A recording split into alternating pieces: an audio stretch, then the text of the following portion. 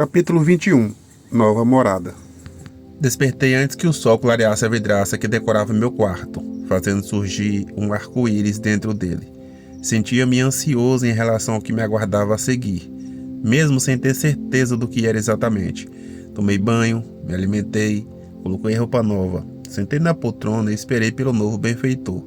Às 7 horas em ponto, ele bateu na minha porta. Eu o recebi com um abraço e ele me disse: "Bom dia, Gabriel! Está pronto para partirmos para a sua nova moradia? Muitos companheiros nossos o aguardam. Não se preocupe, você vai adorar a colônia, visto que ela foi projetada por Saulo, nosso instrutor, para acolher jovens que deixaram o corpo físico vitimado por acidentes e necessitam de um apoio maior. Lá nossos ensinamentos se caracterizam pelas obras de Allan Kardec. Você irá gostar. Vamos? Já se despediu de todos os seus colegas?" "Ainda não", falei. "Não sou muito afeito a despedidas. Já agradeci aos meus benfeitores e, segundo eles, poderei visitar este lar quando eu quiser. Só falta a minha avó Maria Sônia, que virá agora pela manhã. Já deve estar chegando. Podemos esperar por ela?" "Claro que sim", falou bondosamente. "Esperemos o necessário." Nesse instante, a vovó chegou, abraçou-me e me disse com firmeza amorosa: "Não se preocupe, Gabriel. Eu visitarei com frequência. Lá também é a casa do Senhor. Pensa que lá é uma faculdade, na qual está adentrando para fazer novos cursos preparatórios.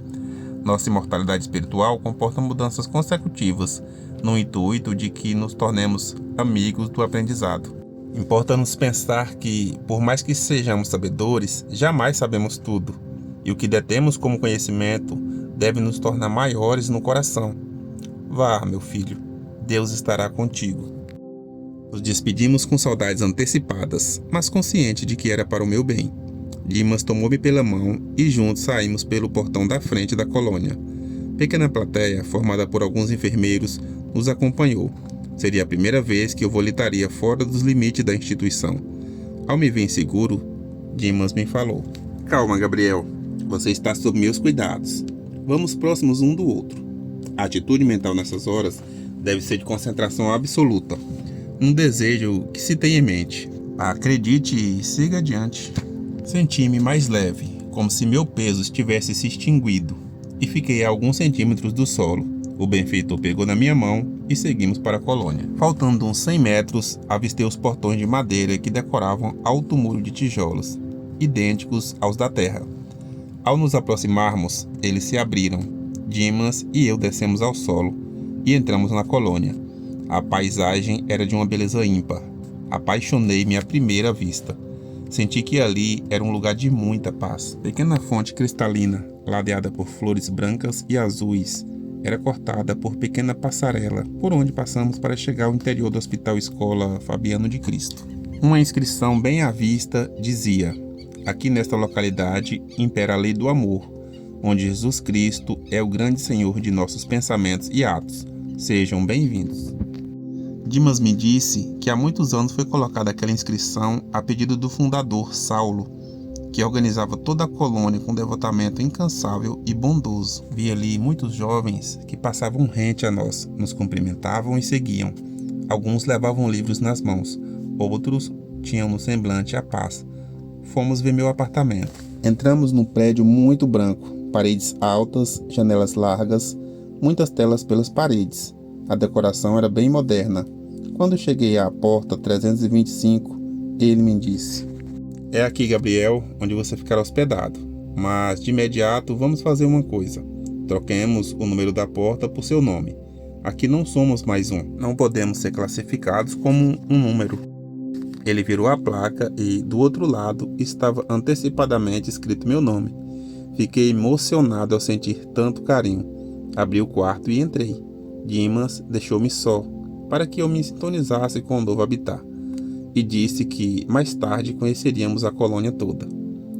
Vi então uma cama um pouco maior do que uma convencional de solteiro, nas cores branca e azul clara, lençóis alvos, travesseiros, e no pé da cama vi um par de chinelos, um pouco parecidos com os da terra, mas não eram havaianas.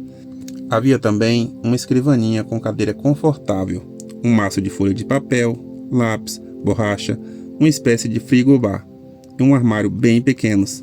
Entrei no banheiro corretamente decorado e com um espelho grande, como sempre gostei. Uma poltrona azul decorava o lado direito da cama. Fiquei muito agradecido com os cuidados que me eram dedicados.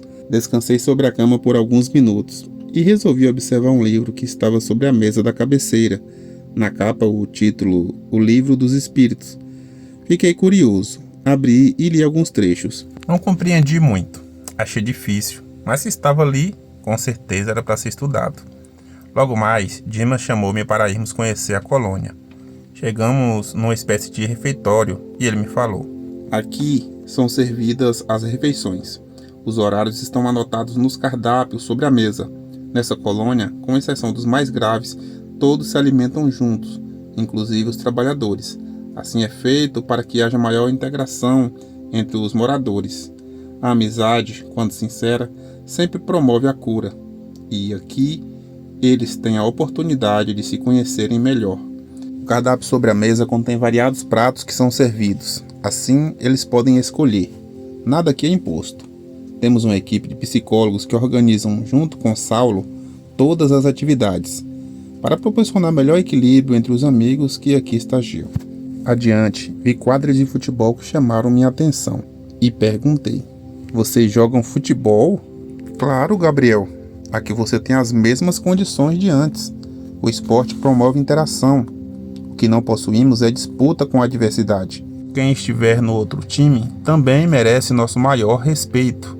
Não jogamos com interesse competitivo, mas sim por distração. Você poderá participar quando quiser, fique à vontade. Temos também outros esportes, como natação, vôlei e outros mais que surgem com a espontaneidade de nossos hóspedes. A vida aqui é sequência da que você deixou na terra. Ninguém carrega a asa debaixo da túnica. Somos homens a serviço da evolução. Nada diferente disto. Fiquei feliz. Eu estava com muita vontade de jogar uma pelada. Adiante, vimos a biblioteca, estantes repletas de livros, computadores espalhados sobre as mesas para pesquisas, tudo bem mais modernos do que os da Terra. E também a sala onde alguns jovens pintavam telas belíssimas, de dar inveja, retratavam a natureza com perfeição. Então perguntei ao Dimas: são pintores desencarnados? Não, disse o amigo, aprenderam aqui mesmo. Antes não conheciam as artes. Talvez renasçam no futuro como admiradores da arte. Poderão ou não desenvolver o hábito de pintar. Eram muitas informações para mim. Depois, conheci o jardim, onde graciosas árvores cresciam, decorando a paisagem. No tronco delas, flores desabrochavam de variadas cores. A relva era semelhante à da terra, e bancos de pedra e um lago cortavam o jardim ricamente decorado. Nunca vi tantas flores reunidas num só local. O perfume era indescritível. Lembrei de vovó Odete. Ela iria adorar o que eu estava vendo. O sol era ameno e o ar muito puro. Ficamos ali cerca de 1 hora e Dimas me disse: temos de voltar. Outra hora vamos conhecer os colegas novos. Agora preciso ir à crosta para trabalhos importantes. Voltei para o quarto e tive uma surpresa. Sobre a prateleira colocaram uma foto da minha família.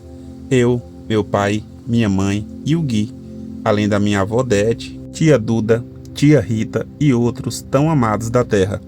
Nesta hora eu chorei de emoção. Que gentileza, que presente para mim. Quando ia agradecer, Dimas já tinha saído. Hoje penso que ele fazia tudo de propósito, de caso pensado. Senti-me muito feliz.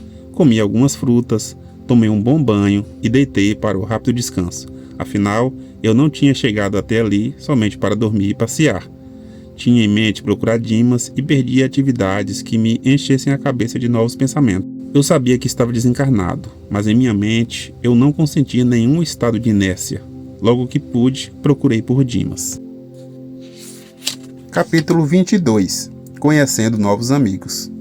Algumas semanas se passaram e eu já me sentia integrado ao novo lar. Conheci os trabalhadores de quase todos os setores da colônia. Minha amizade com o instrutor Dimas aumentava cada dia mais, e eu não via a hora de chegar à noite para efetuarmos os estudos que ele próprio ministrava. Falava sobre o Livro dos Espíritos, obra codificada por Allan Kardec, que contém todo o conceito científico, filosófico e religioso da doutrina espírita. ensinamentos que eu só vim aprender aqui. Dimas fala desse livro e de outras obras, como o Evangelho de Jesus, por exemplo, como se estivesse vivido naquela época. A suavidade de seu verbo, somada à ternura de seus gestos, nos deixam bem à vontade. Nosso grupo não ultrapassa 30 pessoas, todas desencarnadas como eu. Durante o encontro, surge um amontoado de perguntas, que ele responde uma a uma, sem perder o foco do estudo em pauta, mantendo a disciplina que modela nossas almas ainda vacilantes. Cada um tem seu exemplar de O Livro dos Espíritos para estudar em outros horários. Mesmo os que não são espíritas e que nada conhecem do espiritismo são levados ao estudo, pois aqueles que se mantêm presos a algum conceito religioso, ainda assim podem aprender a parte filosófica e científica da doutrina. Os que arriscam o ceticismo são levados a raciocinar de forma mais voltada à ciência, ou seja, todos podem estudar e se conscientizar da condição de espírito imortal. Nada aqui é forçado, mas todos entendemos que aquele que não estuda acaba ficando deslocado em relação aos demais, pelo fato de não pensar ou acompanhar o desenvolvimento dos outros. Muitas crianças não gostam de estudar e nem por isso os pais vão permitir que deixem de aprender. Ao contrário, exigem que elas se esforcem no estudo necessário à vida. Neste caso, não poderemos classificar os genitores de algozes. Aqui também é assim, como já aprendemos. Os que não querem o progresso estão no umbral. Eu, particularmente, adoro tudo que me ensinam. Sinto-me mais forte com cada lição recebida. Nas aulas, conhecemos muitos amigos que passam a formar nossa família daqui. Um dos quais eu me afeiçoei é o irmão José Francisco, que chegou aqui antes de mim, mas deixou o corpo pouco depois de mim. Sua história é de luta e coragem. Aos 15 anos descobriu um linfoma e começou, a partir daí, uma maratona para encontrar a cura, chegando muito perto dela, mas seu compromisso com o mundo espiritual o trouxe de volta para cá. Já estava bem mais instruído do que eu. Sua aceitação lhe garantiu uma força extra, mas o que mais me marcou em suas palavras foi quando ele me falou, com detalhes, da possibilidade de entrar em contato com a Terra. Já havia ouvido a respeito disso de outros companheiros, mas nenhum se aprofundava no assunto. Então lhe perguntei interessadíssimo: José Francisco, poderia me dizer com mais clareza sobre essa tal sessão de psicografia? Claro que sim, Gabriel, respondeu ele com firmeza, mas saiba que eu ainda sou leigo no assunto. Vou lhe contar o que sei, mas peço para que pergunte ao irmão Dimas, pois ele é quem coordena essas tarefas.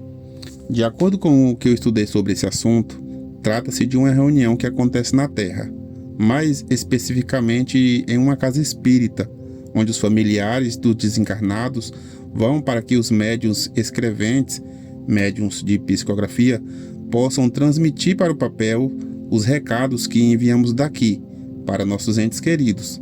Segundo estou sabendo, deve partir deles o desejo de tal mensagem.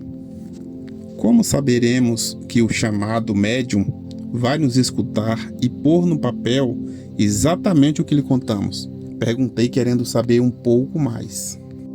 Conforme o que Dimas me disse, o medianeiro escolhido deve ser alguém de muita confiança, seriedade e disciplina. Não pode ser qualquer um que se interesse em nos escutar, mas sim uma pessoa que interprete nossos pensamentos e os transforme em palavras escritas. Não são tão comuns assim. Sei que o próprio Dimas se utiliza de um para enviar seus recados àqueles que ele auxilia na Terra. Podemos perguntar a ele como tudo acontece e então teremos informações mais precisas. Vou perguntar a ele, afirmei. Ele não vai nos negar essa informação. Continuamos conversando por um longo tempo sobre a psicografia. Lemos algumas páginas sobre o assunto e, na primeira oportunidade, perguntaríamos ao instrutor amigo. Nós o procuramos pelos corredores e o encontramos em seu gabinete. Estava sentado, revendo inúmeros papéis. Flores belíssimas decoravam o ambiente. Ao nos ver na porta, nos chamou de modo carismático. Podem entrar, meninos. Querem conversar comigo sobre os estudos da psicografia? É muito bom que se interessem por tais assuntos. No futuro, poderemos colher em tais instruções valorosas oportunidades de serviço útil. Ficamos parados ao ver que ele, de algum modo, lia nossos pensamentos. porque não havíamos comentado o assunto com ninguém até então. E ele prosseguiu contente. Não se preocupem comigo, vamos tratar do que realmente os trouxe até aqui. A respeito da psicografia, digo que ainda é muito cedo para que possam utilizá-la, mas devem ir se preparando para isso. O estudo nos fortifica para que estejamos prontos na hora do testemunho. Tenho aqui em mãos algumas obras espíritas que tratam desse assunto com grande certeza. Desejo que leiam e tragam as dúvidas, assim poderão se adiantar. Na semana que vem, começaremos um treinamento de 4 horas diárias sobre este assunto. É importante que participem. Eu vou falar disso em nosso próximo encontro, mas estou adiantando para vocês. Todos que desejam um intercâmbio devem conhecer as regras e condições para que isso aconteça. Estudaremos o que cabe ao espírito e o que deve partir dos encarnados que desejam tal intervenção mediúnica. Mas afirmo que vocês não devem, de modo algum, ficar presos a estas ideias, para que não se frustrem no futuro, pois pode acontecer de os encarnados não irem em busca da mensagem, cujo envio é tão desejado por nós. Tudo é uma questão de estudo e tempo, o tempo emocional de cada um. Estou feliz por buscarem a mim para auxiliá-los. Continuem firmes. Deus, que tudo sabe, conduzirá nossas ideias para o que for melhor para todos nós. Saímos daquela sala com o coração repleto de luz, como se uma esperança nova nos tomasse a alma. A ideia de poder contar para nossos pais, irmãos e amigos que estamos bem era muito legal, porque apesar de estarmos tão bem, tínhamos a preocupação com o lar. Eu nunca esqueci a minha mãe, o meu pai, o meu irmão e tantos outros que amo. Aprendemos a controlar nossos pensamentos para não sermos escravos das reclamações vazias. Mas a ideia de poder me comunicar com eles era muito boa, pois se eles entendessem que eu estava bem, com certeza isso diminuiria suas dores. O problema da morte não é a morte em si, mas a ignorância que gira em torno dela. Confesso que eu nunca procurei saber mais sobre o assunto. Na verdade, quando se fala em morte, a gente bate na madeira e diz cruz credo. Pelo menos era assim que eu fazia. E má interpretação traz dor aguda. Na Terra, acreditamos em coisas variadas, que abrem um leque de informações empíricas, mas acredito hoje que somente o Espiritismo pode, de momento, auxiliar as pessoas e encarar a morte como uma desencarnação. Morrer é finalizar algo, desencarnar é renascer, deixar algo para trás. Eu sei que estou bem. Vivo aqui de modo feliz e independente. Minhas ideias não se perderam com a morte do corpo físico. Sinto tanto amor quanto antes. Agora, sei que a vida na Terra não é a única que existe. Sei que depois da vida terrena, existe a vida na eternidade. Então, por que vou me negar a esclarecer os que ficaram para trás? Se houver chance de escrever, eu quero enviar mensagens sobre a minha vida aqui, no plano espiritual, e tudo farei para que isso aconteça. A partir daquele dia, estudei tudo que foi possível sobre mediunidade. Todas as tardes, eu e o Zé nos reuníamos para trocar ideias sobre os novos esclarecimentos. Participávamos de todas as aulas do Dimas. Passamos a ser até meio puxa-sacos dele, pois nunca mais demos sossego a ele, que, graças a Deus, sempre nos recebia com amor e carinho. Sempre agradeci por tudo que nos fez e faz todos os dias. A nossa busca pelas mensagens nos ocupou tanto que esquecemos todas as possíveis dores do coração e desejávamos continuar incessantemente até conseguir. Capítulo 23. Estudo doutrinário sobre a mediunidade. Por meses ficamos estudando sobre mediunidade. Dimas nos acolhia cheio de bondade e interesse fraterno. Víamos em seus olhos o desejo de servir. Eu e o Zé Francisco nos esforçávamos para aprender sempre mais. Não fomos espíritas enquanto estávamos encarnados na Terra, o que agora exigia de nós mais esforço. Estudamos o Livro dos Médiuns, de Kardec, e Mecanismos da Mediunidade, de André Luiz, todos os livros de mediunidade do irmão Odilon Fernandes, Seara dos Médiuns, de Chico Xavier, pelo Espírito Emmanuel, e Mediunidade Sem Lágrimas, de Eliseu Rigonati. entre tantos outros, também nos deram boa noção do que teríamos como ferramenta de comunicação dali para frente. Quando terminávamos um livro, recorríamos aos préstimos de nosso instrutor, a fim de colher um pouco mais de ensinamentos com seus sábios complementos. Formulávamos perguntas e a endereçávamos diretamente a ele. Eu quis ter mais clareza sobre a carta psicografada, afinal, esta era a minha meta no momento. E Dimas nos respondeu com precisão. A carta psicografada exige alguns critérios. Acredito que vocês já tenham lido sobre isso. O primeiro é o da boa vontade. Toda carta endereçada aos familiares queridos que ainda residem na crosta planetária deve ser emoldurada de sensibilidade e amor. Seu objetivo sempre deve ser o da consolação e o do esclarecimento preciso. Ou seja, a carta psicografada não deve e não pode conter notas de previsão do futuro, cobranças indébitas e exigências quanto ao que ficou para trás, bem como nenhum pedido de fidelidade deve ser externado. O objetivo da comunicação sempre será o do amor ao próximo, amor incondicional. O segundo critério a ser seguido é que o comunicante deve conhecer os meios que usará para obter o resultado almejado. Saber que estará lidando com um médium, que será o intermediário, sendo ele um ser humano comum e sem dons miraculosos. É imprescindível admitir que pode estar sujeito a falhas comuns. O terceiro critério que devemos obedecer é que deve ser estabelecido entre ambos um elo de sintonia, nascido na confiança mútua e no desejo de servir, de modo desinteressado, no qual um tem de respeitar as ideias do outro, sem forçar mudanças ou exigir algo que não esteja pronto de momento. O quarto critério diz respeito à família, ou seja, os nossos entes queridos ainda encarnados também devem desejar ter notícias nossas, pois de nada adiantaria uma mensagem em meio à descrença absoluta e o pouco interesse dos receptores. Muitos acreditam que são esquecidos pelos desencarnados, por nunca terem recebido mensagens, o que não é verdade absoluta, mas afirmo que é preciso plantar para colher depois. Como diz Chico Xavier, o telefone toca de lá para cá. Isso é certo quando se refere à interferência do médium quanto à escolha da mensagem, porque, na verdade, ele, apesar de se preparar para tal, não tem ação alguma sobre a seleção dos espíritos que irão enviar mensagens. Quanto aos familiares, estes sim devem enviar seus pedidos através da prece, para que consolidem seus desejos quanto à comunicação, claro que de modo esclarecido e sem fanatismo. Não podemos esquecer que o estudo elucida a ignorância e rompe com suas luzes as trevas do falso saber. Quem quer se comunicar com as esferas extraterrenas deve saber com o que estará lidando. O que acontece durante o momento da transmissão da carta? Perguntou Zé Francisco. Tudo acontece de forma bem natural, bem mais simples do que se possa imaginar. Após a carta ser avaliada por nossos orientadores, ela segue para a Terra.